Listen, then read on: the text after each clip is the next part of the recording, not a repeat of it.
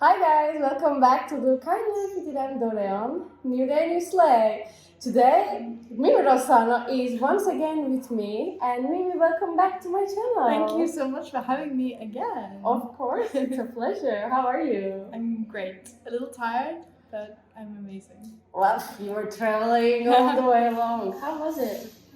Really good, really good. I was in Morocco. Morocco. That's wonderful. I would love to go Morocco as well. You should, it's great. So if I have any followers from Morocco, write me down the tips or best places to stay. I will read it. Okay, actually, perfect entry. Today we will talk about travel. As you know, I live in Sicily and Mimi is doing her Erasmus here. Nearly finished, sadly. Don't remind me, please. I can't get over the fact that she will leave soon. But she's been living in Sicily for a year almost. Yeah. So I think we have enough experience and knowledge to talk about life in Sicily, and we'll talk about and compare with our own countries. UK versus Turkey. Yeah. So let's start. So first of all, let's start with what attracted you to Sicily? Give us some family background, like why you're particularly interested in here. How did you find it, the experience? Go. Yeah, so I am half Italian and my family come from the north of Italy and I was born in the north, so I'm very familiar with the north of Italy. I had never been in the south and I was also just interested in like the more Mediterranean side rather than the Alpine side of Italy, and I wanted to be where the beach was and the sea, so that also attracted me initially. Right choice. And your family is half Italian. Yes. So very nice mix of cultures as well. North-South Europe. Exactly, and you have this identity coming from Italian side. And how do you feel here? Like, you feel completed? Yeah, it was really nice growing up in the UK. I have always been in touch with much more of my British side, but now coming and living in Sicily, I managed to like reconnect with my Italian roots and heritage since I've never properly lived here. Wonderful. Well, you also speak very good Italian. Thank you. That's a huge plus because it's in Sicily. Yes. It's a bit different than maybe Milan or central cities that local language is more used, even dialetto. And you won't find as many people, especially in villages in Sicily, that will be able to speak English. Yeah.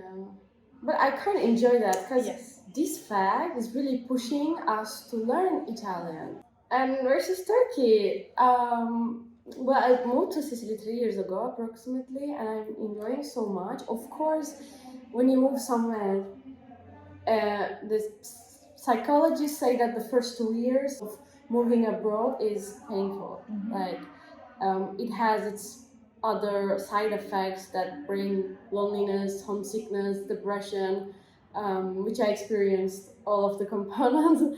But once I passed this stage, I also feel so connected with this land, this place, and started to feel like home, especially the more you make friends, and if you have a partner or a family, in her case, adaptation is easier, obviously. Yeah. Would you confirm that? I would, yeah. And Shana Erasmus really helped as well. Let's talk about it. We spoke about it in the last video as well, because it's what brought us together. And it's beautiful because it's a mix of Italian students that grew up in Sicily and international students like us. And that way you can really get to know your peers, people that are your age, and share life experiences. Absolutely. Okay, let's talk about challenges. What are the challenges that you find here while living? Like, honest review.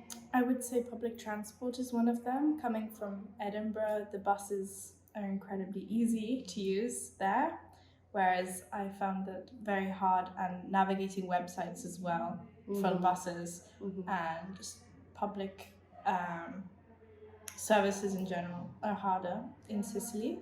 Also, shops I found difficult because they often have a closing time for pausa pranzo. Oh god. So that doesn't exist in the UK. So you have to plan your day. If you need something from the shop, you need to make sure maybe not go around midday or they'll be shut, unless it's a big store. And public transport, I really agree with you. Mhm. By the way, we are particularly talking about Catania because Catania is where we live. But I think it's true for whole Sicily because Yeah. public transport is not developed here. For that reason, I quitted public transport 2 months ago and I switched to bicycle. I'm cycling everywhere. Luckily, Catania allows that because it's a Yeah. small city, not like capital like Edinburgh. Can you cycle in Edinburgh? You can. You can. It's Okay. the same population size, I would say, roughly. Okay. For example, in Ankara or Istanbul, you cannot because it's quite how do you say that? A wavy. Hilly? Like, hilly. yeah. And the cities It's not are- flat. No, it's not. And cities are quite big to, you know.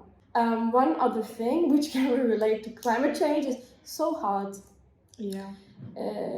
Like July and August, you won't be here, but oh my god, I'm looking for ways to escape. But luckily, there is sea where you can go to beach and enjoy, profit. Yeah. That's it. Why I chose Catania? Lovely. What about food? Food, amazing, incredible, and also very healthy. Yeah. Like the ingredients that they use here, actually, that's a very different thing to the UK. I find everything is a lot less processed here.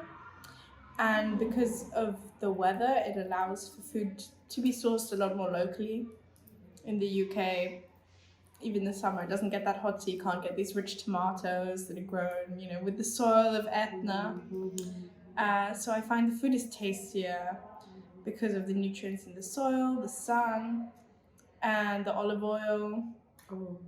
And it's simpler. There's less ingredients, less processed things, and it's tastier. Elia told me that in Italy, in general, the cancer rates are really low, and he said that one of the reasons are consumption of tomatoes. Italy is high consumer of tomatoes, fresh products coming directly from the producers, high usage of olive oil, which is natural, and those are anti-tumore. How do you say? So yeah, that's what. Anti-carcinogenic, or yeah. So that's it. Yes, I agree. The food is healthy. So many carbohydrates though. Italy also has a low rate with obesity compared to United States, United Kingdom, other parts of the Europe. They look like they do consume a lot of carbohydrates, like panino based food, pasta, pizza, these things. But I think it's all about the dough, the material, and and portion sizes and digestion as well. Exactly, portion sizes and also the method of cooking. Like so many Italians eat pasta al dente, like not very cooked, it means. Yeah, I think also the culture of eating is very beautiful in Italy because you kind of gather around with people around your friends or family or colleagues, and you really take this time in pausa pranzo. You don't rush your meal. You sit down, you have a conversation, and you eat slowly. And that's just not as common in the UK with this big culture of rushing, and you only have like a half an hour lunch break or something very small to just eat your food quickly and not have time to digest it. Terrible. Terrible. Here in Italy we have like primo, secondo, terzo, dolci, frutta, and Granita, brioche. and then you go sleeping, like You sleep at lunch. you go take a siesta or whatever they call. They call something else that, not siesta. Do they not? They had a word for it. I and Pete once learned, but I don't remember. Let me know if you, which I don't remember. My family just said siesta to me. Okay. Like, I also use a siesta. Like, you eat your lunch and go to sleep like 1 hour, 2, whatever. Yeah. But I do agree. I really like this culture of familyness, like, especially in Sicily. Yeah. Like the traditions are here stronger. There should be maybe a balance between independence and reliance on family, but I think that it's something that we lack in the UK, of being so attached to your family, because there's a culture of, often as soon as you finish school you leave home and you go to university or you start your work at 18 and you move across the other side of the country to your family, or you go to London for like work opportunities. So I think there should be a balance. Yeah. Mediterranean countries and Balkans, as far as I know, maybe South American, some of the South American, I have no idea, of Asia, they're more connected to their families, and leaving home early is not really popular. But in Sicily, yeah, they have this tradition of familyness. Like in every holiday, they come together. Like, it's for example, I'm so sorry to say that in Turkey, I never had this strong sense of traditions. Like I was not really caring, but I started to see and observe Italians here, at least in Sicily, how they are living their traditions and fully and enjoying, celebrating, taking time and effort to connect their families and people. It's really nice. And like lunchtime, where Sunday lunches, where you share your moment with your family is also very precious. So if you're Italian and watching this, please carry your traditions and conserve it, because they're valuable. Yeah, I definitely spent growing up most of my holidays in the winter and summer over in Italy, because that was the time when we could spend time with our family here. Tell me about your nonni, they're also So- traditionalists, how they live. Yeah, my nonno is from the south. He's from Puglia, but they emigrated north for work. So he still maintains some of this southern tradition of family, being very open. He still speaks dialect Barese, which is lovely. I don't know any of it, sadly, but Okay. it's beautiful. Barese, from the city of Bari. Beautiful. Yeah, and my nonna is from the north in Trieste. So I think it's beautiful that they have very different backgrounds if you actually compare it, Trieste. Well, that's pretty nice, Mimi. What's like having such a diverse family background? Like, what did it teach you? It definitely taught me to be open when meeting new people. Also growing up, I went to very international schools, so I'm very used to people from all different types of backgrounds and cultures, and I enjoy so much learning from other cultures, because I think you can learn something valuable from every culture. Absolutely. And I really enjoy that. What I learned from being international was to respect everyone, every diversity, and also seeing that diversity as a strength. Because if everybody is same, thinking same, seeing the world same, then we cannot achieve creativity, we cannot achieve innovation. And this is the problem with AI. And it's making everything uniform and the same. There's no diversity. Same. Like I sent you the post on Instagram with Matt Haig's comment, Yeah. like perfectionism. Yeah. He was saying we should resist perfect things. Like, we are beautiful and enough with all our little defects and imperfect way of being, unlike AI. And that is what is so beautiful about meeting people from different backgrounds, the diversity. Definitely. We can use that to collaborate together to make the world a better place. That's exact the feeling I describe when I interact with international people and communities, and it gave me everything. I agree with that fully.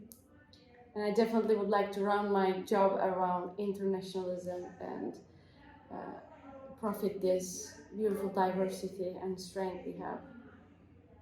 Amazing. I think this conversation can go further, because Mimi and I obviously have a lot to talk, always. But let's see when I can catch you next time. Yeah. Maybe one episode we should record in Edinburgh.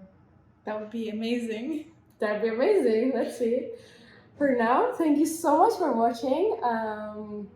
We really enjoy recording it. I enjoyed this so much. Ciao. Ciao. Have a nice day. Thank you for watching. Bye.